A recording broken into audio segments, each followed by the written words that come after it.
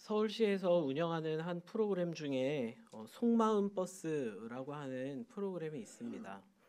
신청자를 받아서 2명씩 한 버스에 타서 그 버스에서 1시간 40분의 시간 동안 버스를 타고 야경을 보면서 이 서울시를 도는 그런 프로그램입니다.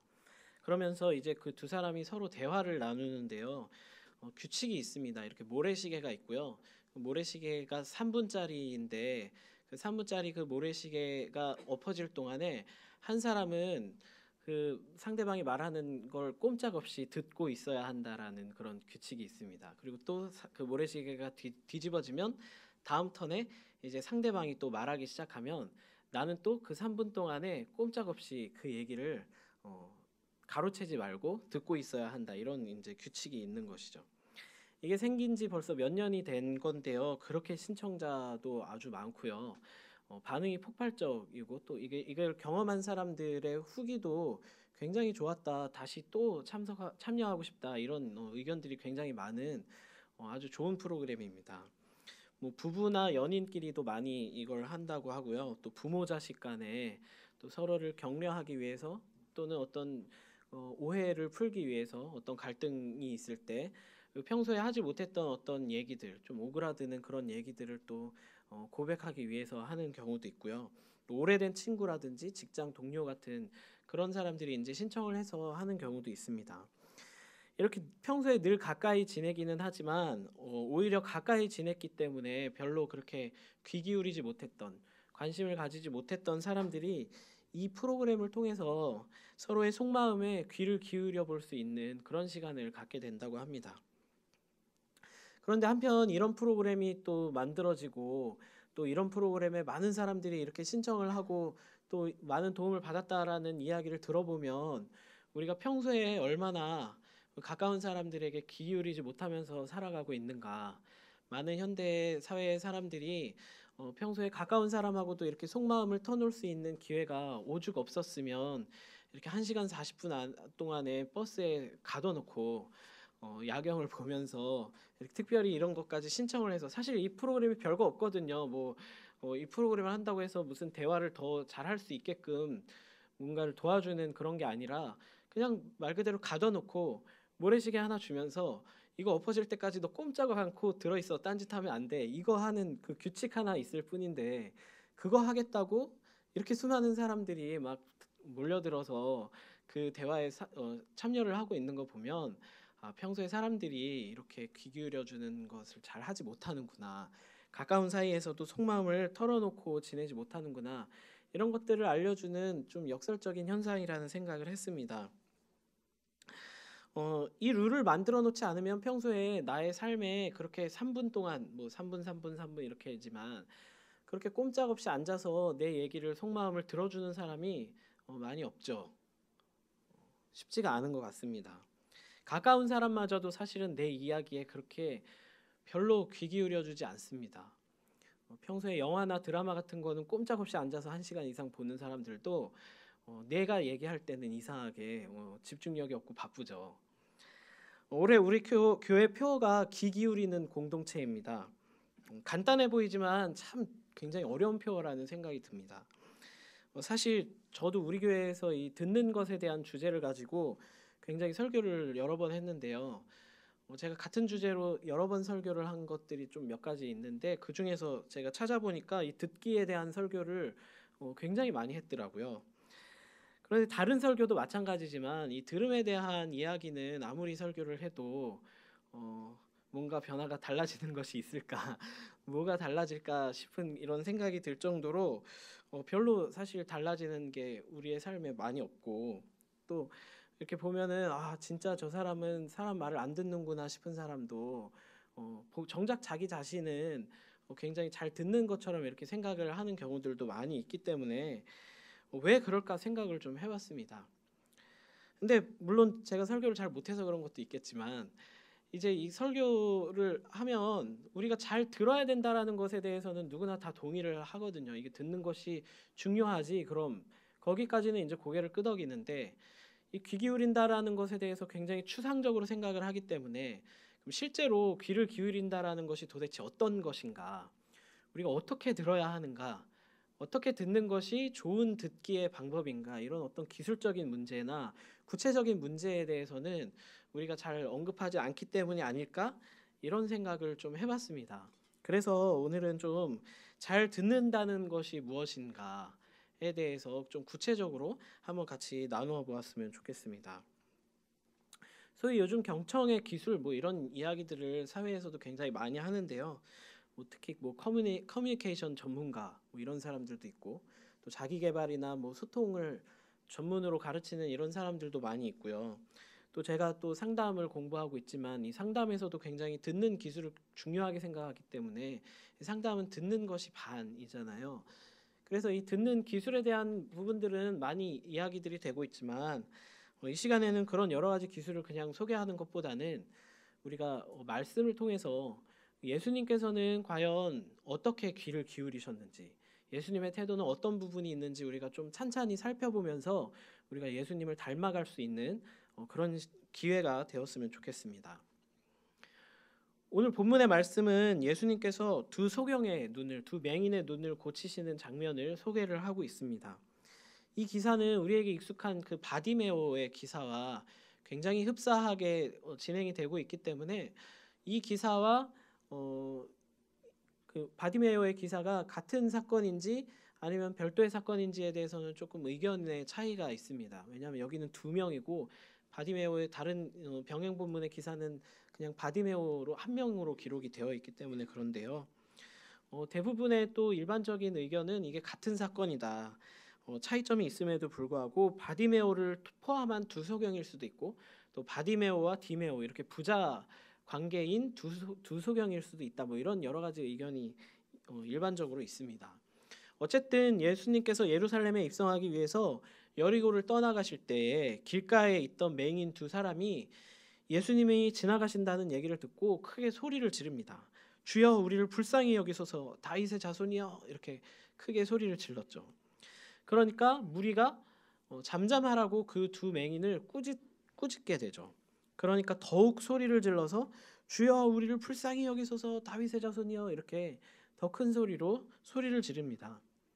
여기까지가 우리가 잘 알고 있는 장면인데요. 지금부터 우리는 여기서 예수님께서 어떻게 하시는지에 대해서 조금 더 주목해서 본문을 살펴보겠습니다. 먼저 32절입니다. 32절을 시작하면서 예수님의 행동이 나오는데요. 예수님께서 어떻게 하셨다고 처음에 시작이 되고 있습니까? 네, 머물러 서서라고 기록이 되어 있습니다. 예수님께서 가시던 길을 멈추고 그 자리에 서셨습니다. 이것이 예수님의 경청의 가장 첫 번째 단계입니다. 바로 멈춤의 단계이죠. 오늘 본문만 가지고 하는 이야기가 아니라 예수님께서는 복음서 전체를 통해서 어떤 사람이 예수님께 뭔가 도움을 청하거나 질문을 하거나 뭔가 예수님을 부를 때 가시던 길을 멈추어 서시는 장면이 수차례 반복되어서 나오고 있습니다. 이게 단순한 것 같지만 굉장히 중요한 장면이죠. 우리는 예수님께서 얼마나 바쁘고 중요한 길을 가고 계시는지 잘 알고 있습니다. 그런데 예수님께서 아무리 바쁘고 중요한 길을 지금 가고 계시더라도, 심지어는 당장 그 죽게 생긴 그 회당장 야이로의 딸을 고치러 가시는 그 길마저도 혈루병 걸린 여인 한 사람을 위해서 그 길을 멈추어 서셨던 그 예수님의 모습을 우리는 잘 알고 있죠. 예수님께서는 아무리 바쁘고 중요한 길을 가고 계셔도 누가 예수님께 이야기를 건네려고 할 때 그 자리에 멈추어 서셨습니다. 우리가 누군가에게 귀를 기울인다라는 것은 먼저 첫 번째 단계로 멈추어 선다라는 것이 중요한 일입니다. 참 어려운 일이기도 하고요. 흔히 우리가 대화를 나눌 때에 가장 나쁜 습관 중에 하나가 상대방의 말 끊는 거라고 많이 이야기를 하잖아요. 그런데 이 말 끊는 것도 굉장히 여러 가지 종류가 있습니다. 상대방의 말에 너무 심취하다 보니까 상대방의 말을 끊고 들어가는 경우가 있죠. 예를 들면 뭐 내가 오늘 지하철을 타고 가다가 어떤 사람이 지나가면서 내 발을 밟았는데, 그럼 갑자기 말을 끊고 들어가면서 아유 그걸 가만히 있었어? 버럭 소리라도 지르든가 뭐라고 해야지. 이런 식으로 말을 끊고 들어가는 거는 상대방의 말을 너무 심취해서 듣다 보니까 내가 물론 그것도 좋은 것은 아니지만 말을 끊고 들어가는 것이죠. 근데 이런 말 끊음이 있습니다. 내가 오늘 지하철을 타고 가다가 글쎄 어떤 사람이 지나가다가 내 발을 밟았는데 근데 갑자기 오늘 저녁에 삼겹살 구워 먹을래? 이런 식으로 말을 끊는 사람들이 있죠. 이건 진짜 최악입니다. 이런 사람하고는 말을 섞으면 안 되는 거예요. 내 생각과 내 분주한 머릿속이 계속해서 듣는 와중에 남아 있는 것이죠. 내 생각과 분주함을 일단은 내려놓고 상대방이 하는 말에 먼저 귀를 기울이는 것이 가장 귀 기울임에 우리 듣는 것의 첫 번째 기본적인 단계입니다. 그런데 우리는 자꾸 멈추어 서지 않고 있기 때문에 우리의 삶의 시계가 계속해서 돌아가는 상태로 상대방의 말을 듣고 있기 때문에 그냥 귀로는 얘기를 듣지만 내 삶의 시계는 계속해서 바쁘게 돌아가고 있는 것이죠. 그러니까 자꾸 들었는데 못 들었다고 하고 얘기할 때 제대로 안 듣고 자꾸만 딴소리를 하고 내가 물어봐 놓고 정작 대답은 안 듣고 다른 짓을 하고 있고 그리고 나중에 또 물어보고 또 대답해 주면 또 딴짓하다가 나중에 또 물어보고 내가 만약에 이런 증세들이 있다면 혹시 치매 초기 단계가 오고 있거나 아니면 내가 정말 듣지 않는 사람이구나. 내가 듣기에 기본적인 단계조차도 아직 되어 있는 사람이구나. 이런 생각을 하면서 우리가 가장 중요한 듣기의 기초 1단계 멈추어 서기부터 우리는 훈련을 해야 합니다. 그 다음에 예수님께서는 어떻게 하셨습니까? 계속해서 우리가 말씀을 읽어보면 머물러 서서 그들을 불러 이르시되 이렇게 기록되어 있습니다. 그러니까 예수님께서는 그냥 멈춰서서 가만히 듣고만 계시지 않고 뭔가 반응을 하시고 같이 대화에 참여를 하고 계시는 거죠. 우리가 듣는다라고 이야기를 하면 단순하게 그냥 가만히 귀로 듣기만 하면 된다라고 생각을 하는 경우가 많이 있습니다. 지금 여러분이 제 설교를 듣는 것처럼 이렇게 가만히 꼼짝 않고 듣고 있으면 다 듣는다고 생각을 하지만 사실 듣고 있는지 아닌지는 잘 모르는 것이죠. 굉장히 이거는 수동적인 듣기입니다. 딴짓을 안 하고 내가 말 끊지 않고 가만히 듣고 있으면 난 다 지금 잘 듣고 있었다라고 생각을 하는 것이죠. 그래서 뭐 또 내가 무슨 얘기했어 하면은 또 정작 다 기억도 하고 있고 잘 듣고 있어요. 그런데 사실 듣는 것은 듣기만 하는 것으로는 충분하지 않습니다. 이게 무슨 말이냐 하는 생각이 들 수도 있는데요. 듣기만 하는 걸로 따지자면 사실은 벽에다가 대고 얘기하는 거하고 똑같죠. 벽은 우리의 얘기를 참 잘 들어주지 않습니까? 꼼짝도 안 하고 몇 시간을 얘기를 해도 우리의 얘기를 들어주고요. 뭐 딴짓을 하지도 않고요. 우리의 말을 끊고 들어오지도 않고 반박하지도 않죠. 가만히 꼼짝없이 우리의 얘기를 듣고 있습니다. 근데 진짜 말 그대로 그냥 듣고만 있는 거예요. 당연하죠. 이 벽이니까. 그런데 사람이 이런 벽 같은 듣기를 하는 사람들이 있다는 거예요. 그러니까 반응이 없는 거죠. 피드백이 없는 듣기입니다. 그래서 왜 가만히 있어? 지금 듣고 있는 거야? 얘기하면은 다 듣고 있어. 다 맞는 말 하길래 그냥 듣고 있었어. 뭐 이렇게 대답을 하는 거죠. 근데 이건 벽하고 똑같은 거잖아요. 진짜 듣기를 잘하려면 좀 더 적극적인 듣기가 필요합니다. 반응을 하고 대화에 참여하고 상대방의 이야기를 들었으면 거기에 대한 내 생각이나 내 감정도 이런 표현하는 같이 표현하는 이런 참여함, 이런 대화에 참여하고 피드백을 해야 진짜 내가 귀 기울여서 잘 듣고 있는 것이죠. 그래서 맞장구를 치기도 하고 때로는 반박을 하기도 하고 이런 적극적인 듣기가 필요하다는 것입니다. 그래서 가끔 저는 이제 설교를 할 때도 그런 생각을 합니다. 이 설교는 답장이 없는 편지를 쓰는 것 같은 일이구나. 편지를 쓰는데 답장은 못 받는 거죠. 그러니까 사실은 잘 들었는지 안 들었는지 알 수 있는 방법이 없어요. 그러니까 안 들으셔도 저는 잘 모르는 거죠. 물론 감은 있지만 이렇게 좀 표정을 보면서 어느 정도 감은 있지만 사실은 뭐 감은 그냥 감일 뿐이잖아요. 물론 이렇게 간혹가다 이제 뭐 한 번씩 뭐 설교 잘 들었습니다, 뭐 감사합니다, 좋았습니다 이렇게 말씀해 주시는 분이 뭐 가끔 있으시기도 하고요. 뭐 간혹가다 왜 설교를 그렇게 하냐 뭐 이렇게 지적을 하시기도 하고 하지만 이제 그런 거 이상으로 어떤 답장의 차원은 어떤 이야기가 있으면 그 이야기에 대해서 내 생각도 같이 나누기도 하고 나는 이렇게 생각한다 뭐 서로 이야기하고 또 토론을 하기도 하고 좀 다른 생각이 있으면은 그거에 대해서 또 질문을 하기도 하고 이런 여러 가지 더 적극적인 듣기가 있으면은 참 좋겠다 이런 생각을 하기도 합니다. 근데 설교는 어쨌든 일대 다수로 약간 일방적인 그 대중 강연식의 이야기이기 때문에 그런 피드백을 받기가 쉽지가 않죠. 그런데 1대1의 대화에서도 만약에 그렇게 대화를 한다면 얼마나 답답하겠습니까? 상대방이 그냥 듣고만 있는 거예요. 그리고 그냥 끝나는 거죠. 잘 들었어 이러고 땡 이렇게 끝나는 거죠. 그리고 뭐 거기에 대해서 자기의 어떤 그 피드백은 없고 그래 밥 먹자 이러고 얘기가 끝나면 얼마나 속이 터지겠습니까? 그래서 사실 귀 기울여서 듣는다는 것은 그냥 수동적으로 내가 듣고만 있는다라는 것이 아니라 적극적으로 내가 그 이야기에 반응하고 나도 그 대화에 참여한다라는 것까지 그 두 번째 단계까지 나아가는 것이 귀 기울여 듣는다는 것이죠. 그런데 오늘 예수님의 태도를 조금 더 주목해서 보면 이 적극적인 듣기에도 여러 가지 종류가 있는데 저는 이 반응 중에 이 피드백 중에 가장 훌륭한 반응이 질문하기라는 생각을 합니다. 오늘 예수님께서도 어떤 반응을 보이시냐면 바로 질문하기를 하십니다.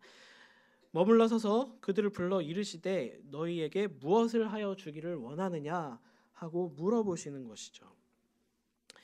이 질문을 한다라는 것은 가장 적극적으로 듣는 태도입니다. 내가 더 듣고 싶다는 것이죠. 내가 너희의 이야기에 관심이 있고 너에게 관심이 있고 내가 궁금해하고 너의 말을 내가 더 듣고 싶어라는 적극적인 가장 방법이 질문하기인 것이죠. 그래서 정말 잘 듣는 사람은 상대방이 얘기한 것만 듣는 게 아니라 내가 먼저 상대방에게 듣고 싶은 이야기들을 물어서 그 이야기들을 끄집어낼 수 있는 것이 정말 적극적인 듣기라는 생각을 합니다. 그것이 이제 적극 귀 기울여 듣는 것의 3단계이죠. 그런데 우리는 미처 상대방의 말을 다 듣기도 전에 먼저 대답부터 하려고 하고 우리가 성급하게 무언가 이야기를 결론을 내려주어야 된다고 생각하고 혹은 조언을 해야 한다고 생각하지만 사실은 우리가 계속 질문하다 보면 상대방에게도 이미 그 답을 알고 있는 경우들이 많이 있습니다.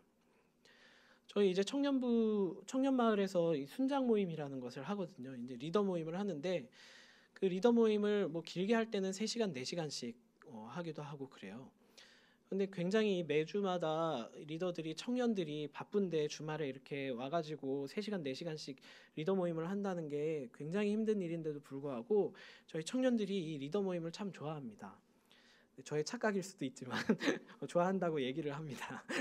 근데 그 이유가 뭐냐 하면 제가 그 리더 모임 때 뭐 특별한 걸 뭐 가르쳐 주거나 이런 게 없어요. 저는 리더 모임을 준비할 때 뭘 준비하냐 하면 질문을 준비합니다. 질문을. 그리고 말은 청년들이 다 하는 거예요. 저는 별로 말하지 않아요. 한 3시간, 4시간 동안 제가 말하는 시간은 거의 뭐 한 10분이 될까? 채 될까? 뭐 이 정도고 나머지는 그냥 청년들이 계속해서 뭐 저는 계속 질문하고 청년들은 대답하고 이야기하고 서로 토론하고 이런 시간인데도 불구하고 청년들이 그 시간을 굉장히 참 좋아한다는 것이죠. 뭐 그 순장 모임뿐만이 아니라 사실 뭐 청년들하고 같이 밥을 먹거나 뭐 개인적으로 이제 대화를 하거나 할 때도 주로 제가 하는 이야기는 질문밖에 없는 것 같습니다. 어떻게 지내는지부터 시작해서 너의 마음이 어떻고 그런 계획이 어떻고 이런 것들을 계속해서 묻다 보면 자신의 이야기들을 이렇게 꺼내 놓는 것이죠. 그래서 단순히 그냥 얘기하는 것만 내가 듣겠어가 아니라 정말 내가 너의 얘기를 듣고 싶어. 너의 이야기를 해줘라고 가장 적극적인 태도를 보이는 것이 바로 질문하기입니다.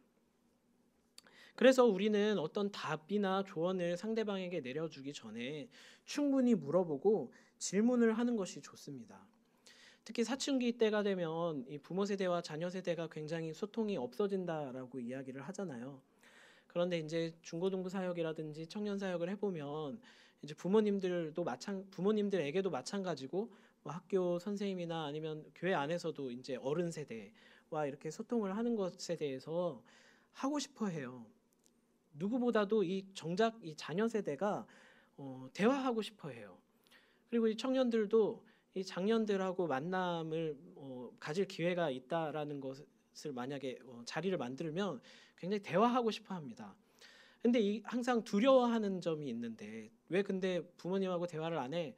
왜 어른들하고 대화를 안 해? 이런 것들을 물어보면 자녀 세대가 제일 많이 하는 이야기가 어른들은 우리의 얘기를 좀 들어줬으면 좋겠는데 그분들이 자꾸 말을 해요. 저희 얘기는 듣지 않아요. 그러니까 아이들이 대화를 하고 싶다라는 뜻은 우리 얘기를 좀 부모님이 들어줬으면 좋겠어.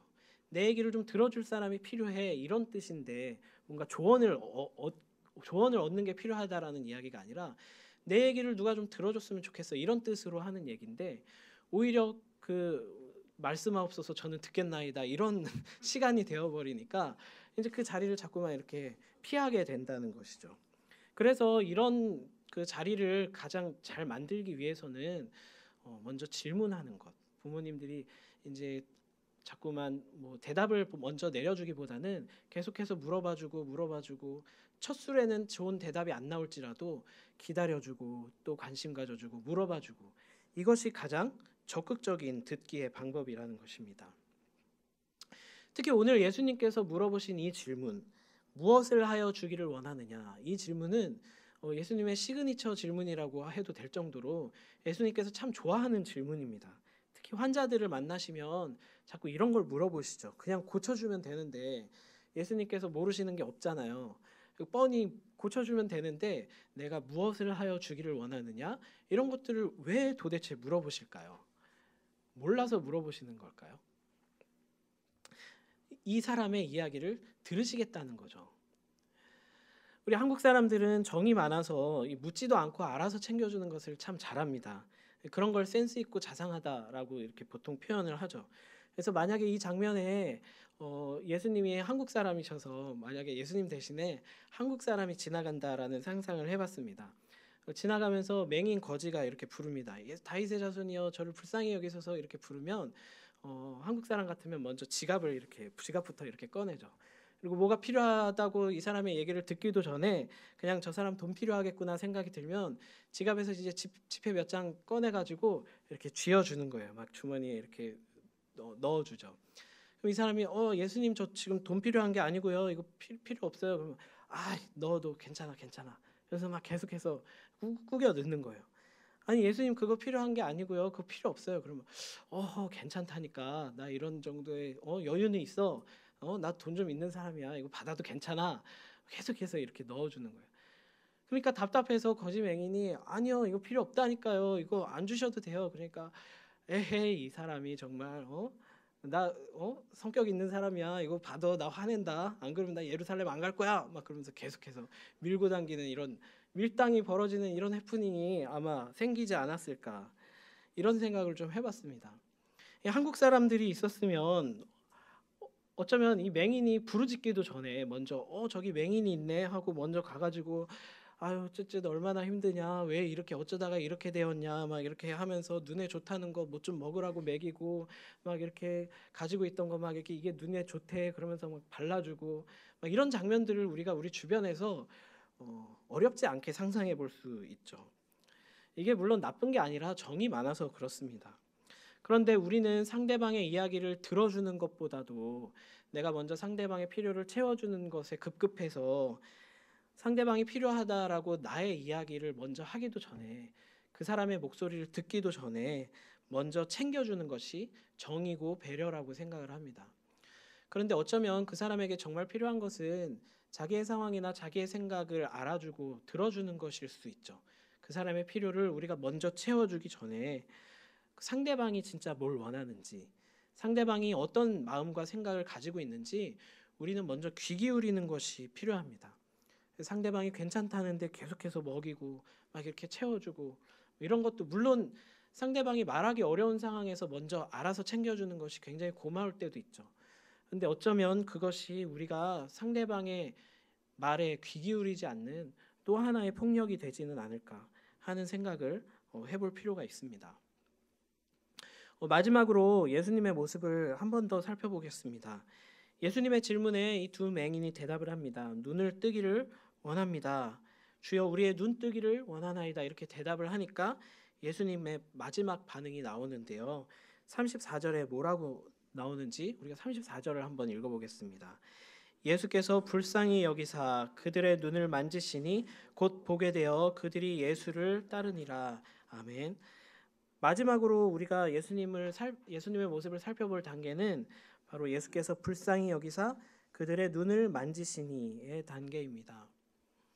여기서 예수님께서 불쌍히 여기셨다는 것은 어떤 우월적인 위치에서 막 동정심을 가지고 아 어쨌든 불쌍하네 이런 태도로 바라보셨다라는 의미는 아닙니다. 여기서 사용된 헬라어 원어는 신약에서 매우 자주 사용되는 단어인 스플랑크니조마이라는 단어를 사용하고 있습니다. 창자가 끊어질 듯하게 상대방에게 내가 마음이 동하는 그런 상태를 스플랑크니조마이라고 하죠. 그러니까 상대방의 감정에 내가 같이 이렇게 동요하는, 격동하는 그런 상태를 이야기하고 있는 것입니다. 제가 이 설교를 준비하면서 마침 이게 4단계로 끊어지더라고요. 그래서 듣다라는 말이 영어로 hear이잖아요. H-E-A-R, hear이라서 제가 이걸 좀 짜맞춰 볼 수 있을까 해서 짜맞춰 봤습니다. 이 단계를. 그래서 1단계 멈추어서다, hold on의 H는 hold on의 단계. 그리고 두 번째 이제 E는 이제 대화에 참여하다, 그래서 engage. 그리고 세 번째 질문하다를 ask 해서 A, 이렇게 HEA까지 했는데요. 네 번째 불쌍히 여기다를 맞춰보지를 못하겠는 거예요. 영어 단어를 계속 다 뒤져봤는데 이게 안 맞네. 그래서 이거를 이건 없애야겠다 이렇게 지웠다가 마지막에 굉장히 제가 적절하고 좋은 단어를 하나 찾아냈는데요. resonate라는 공명하다라는 단어가 있더라고요. R에. 그래서 HEAR을 제가 끼워 맞출 수 있게 되었습니다. 네, resonate라는 것은 공명하다. 공명하다가 어떤 뜻인지 아시죠? 이게 뭔가 울림이 있을 때 함께 울려주는 것이 공명하다라고 하는 것이죠. 이것이 듣기의 마지막 단계, 최고의 단계입니다. 함께 즐거워하고 함께 울어주는 단계이죠. 그러니까 그 이야기만 내가 귀 기울이는 것이 아니라 그 마음까지 들어줄 수 있는 것. 그것이 이제 듣기의 절정의 단계, 가장 고수들이 할 수 있는 그런 단계입니다. 예수님께서 그러셨죠. 누군가를 만나서 그 사람을 바라보고 이야기를 나눌 때마다 이 스플랑크니조마이, 그 사람의 그 상황과 환경에 내 마음이 정말 창자가 끊어질 듯하게 그렇게 같이 공명하고 동요하는 것. 그래서 귀만 기울이시는 것이 아니라 예수님의 마음까지 그 사람에게 기울이시는 것. 그것이 예수님의 듣기였습니다. 제가 고등학교 때 일인데요. 제가 고등학교 때 교회 같이 고등부에서 제 또래에 이렇게 여러 명이 친하게 지내는 그룹이 있었습니다. 한 6명 정도가 이제 같이 친하게 지냈는데요. 남자애들도 있고 여자애들도 있고, 그 중에서 이제 한 여자애가 어느 날 남자친구가 있는 여자애인데 보통 그냥 이성이기는 하는데 별로 이성적인 감정이 없는 친구를 보통 우리가 여사친, 남사친 이렇게 부릅니다. 요즘 세대에서는 그냥 여자 사람 친구, 그러니까 그냥 사람일 뿐이다. 이 사람은 이성적인 감정이 없다. 이런 식으로 이제 부르는 건데요. 이제 그 여사친한테 이제 어느 날 갑자기 전화가 왔습니다. 그 당시에 이제 뭐 제가 이 휴대폰이 없었던 그 시절이라서 집 전화로 이렇게 전화가 왔어요. 마침 그래서 제가 딱 그 전화를 받았는데 말을 안 하는 거예요. 전화를 받았는데 누구세요? 누구야? 근데 이제 흐느껴서 우는 소리가 상대방 그 수화기 너머로 들리는 거예요. 자기가 누구라고 얘기도 안 하고 계속 울기만 하는 거예요. 그래서 처음에는 이 사람이 누구지? 이렇게 궁금해서 들었더니 아 얘인 것 같다. 너 누구야? 이렇게 했더니 뭐 맞대요. 그러면서 계속해서 흐느껴서 울기만 하는 거예요. 한 굉장히 그 긴 시간을, 거의 뭐 제가 정확하게는 기억이 안 나지만 최소 5분에서 한 10분 정도를 얘기를 안 하고 울기만 했던 것 같아요.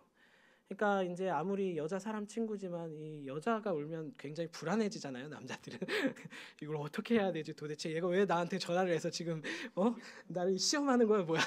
이게 내가 어쩔 줄 몰라 하면서 정말 전화기를 들고 있는데 막 식은땀이 뻘뻘 흐르더라고요. 아니 왜 이거 내가 뭐 도대체 이걸 뭘 어떻게 해줘야 되는 거지? 무슨 일이 있나? 막 걱정이 되기도 하고.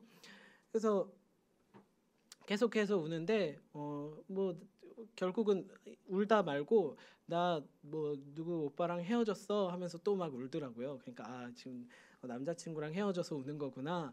그래서 한참 울음이 멎어질 때까지 식은땀을 흘리면서 기다렸어요. 그러니까 한 10분 정도 후가 지나니까 울음을 그치더라고요. 그러니까 되게 썰렁한 정막이 흘렀죠. 그러니까 이제는 뭔가 제가 말을 해야 될 것 같은데 이 어색한 분위기를 어떻게 해야 되지?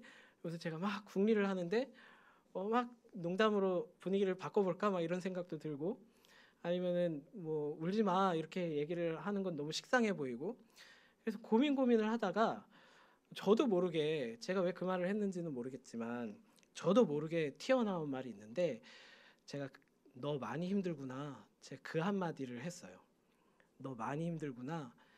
그랬더니 그 한마디를 듣고 다시 울기 시작하는 겁니다. 다시 갑자기 그 전보다 더 큰 소리로 엉엉 우는 거예요. 그 너 많이 힘들구나 그 한마디에. 그래서 나중에는 이제 다 울고 나서 이제 뭐 이렇게 전화를 끊고 나중에 뭐 얘기를 다시 나눌 기회가 있어서 뭐 얘기를 나눴지만, 그 친구랑 뭐 고등학교 때뿐만 아니라 고등학교를 졸업하고 대학을 가고 이후에도 두고두고 그때 그 한마디를 고마워하더라고요. 그 한마디가 굉장히 힘이 됐다라는 이야기들을 많이 들었습니다.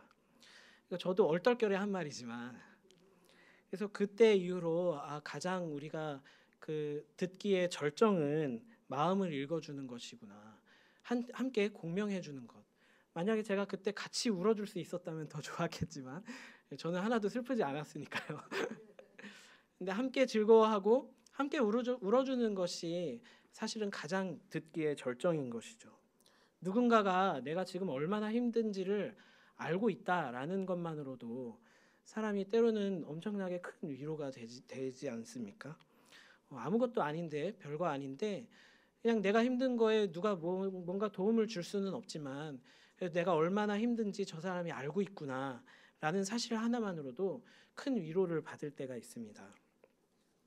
그리고 나서 예수님은 그 마음을 그냥 불쌍히 혼자 속으로만 불쌍히 여기시는 것이 아니라 맹인의 두 눈을 만져주셨죠. 왜 만져주셨을까요? 그냥 말씀으로 치료하여 주시면 되는데, 그냥 떠라 이러면 되는데 왜 만져주셨을까요? 이게 하나의 치료의 방법이었을까? 뭐 여러 가지 해석이 있을 수 있지만 그 이유에 대해서는 성경에 나와 있지 않기 때문에 저희가 생각을 해볼 수밖에 없지만요. 저는 문맥상 예수님의 만지심을 보면서 예수님의 마음이 느껴졌습니다. 이거 어루만짐이구나.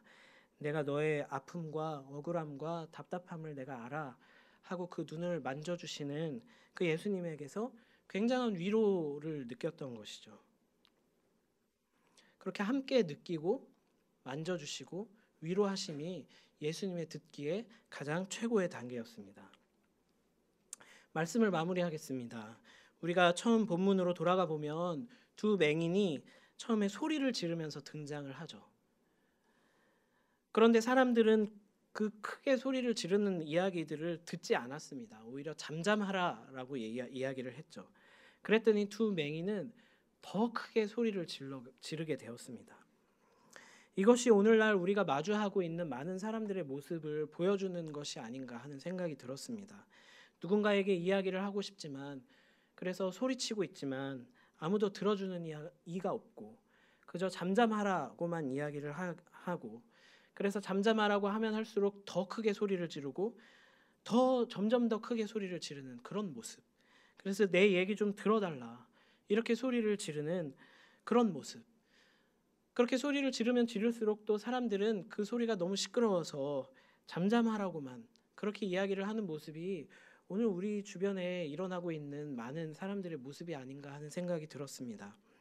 하지만 그럴 때 누군가 멈추어 서서 그들의 이야기를 귀 기울여 주는 것만 해도 그 사람들의 목소리가 작아졌습니다. 그리고 비로소 정말 자신들이 원하는 것이 무엇인지에 대해서 털어놓기 시작했습니다. 그리고 예수님은 그들의 작은 소리뿐만 아니라 그 작은 소리 안에 있는 그들의 마음까지도, 그 마음까지 들어주셨습니다. 그것은 오늘날 예수님을 따르는 우리들이 해야 할 일이 아닙니까?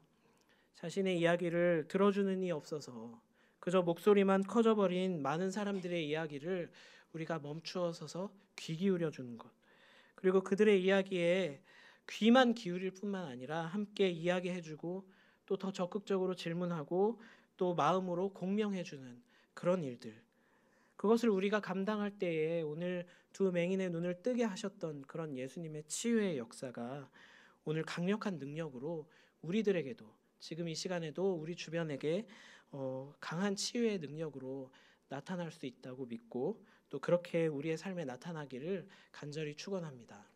사랑의 하나님 아버지, 우리가 예수님처럼 살아가고 또 예수님처럼 우리가 들어줄 수 있는 저희들 될 수 있도록 도와주시옵소서. 예수님께서 한 사람 한 사람의 이야기들을 멈추어 서서 또 함께 참여하시고 또 질문하시고 또 공명하시면서 이야기를 들어주셨듯이 우리도 그렇게 서로가 서로의 이야기를 들어주고 또 귀 기울일 뿐만 아니라 마음까지 기울여 줄 수 있는 그런 저희들 될 수 있도록 도와주시옵소서. 하나님, 그것이 쉽지 않지만 우리가 조금씩 연습하게 하시고 훈련하게 하시고 그것을 우리 자신을 성찰하고 그래서 우리가 자라남이 있을 수 있는 저희 올 한 해가 될 수 있도록 아버지 우리의 걸음을 인도하여 주시옵소서. 감사드리며 예수님의 이름으로 기도합니다.